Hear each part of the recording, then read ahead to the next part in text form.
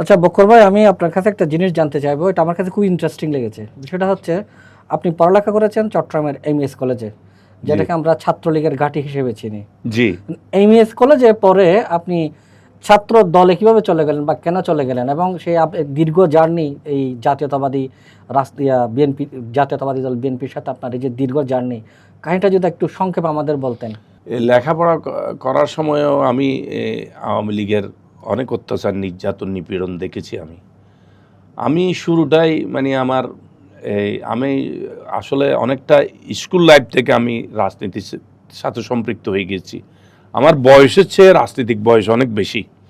কারণ আমি বিশেষ করে যখন 1982 সালে শহীদ রাষ্ট্রপতি জিয়াউর রহমান যখন চট্টগ্রামের সার্কিট হাউসে শাহাদাত বরণ করেন, আমি কিন্তু ছোট বয়সে।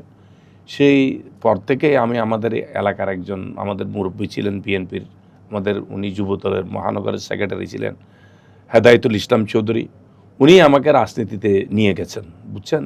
রাজনীতির করার পূর্বে তখন এরশাদের পতন, এরশাদ যখন ক্ষমতা দখল করে বিএনপিকে ক্ষমতা থেকে হটিয়ে, তখন এখানে বিএনপির অনেক নেতাকর্মী যারা জাতীয় পার্টিতে যোগদান করেছে ওদিকে চলে গেছে, শাহজিজ গ্রুপে চলে গেছে, কিছু কিছু আবার এখন বিএনপিতেও দেখি তাদেরকে আবার এখানে। তখন বিএনপির এখানে খুব কঠিন সময় চলছিল, সেখান থেকেই আমাদের যাত্রা শুরু।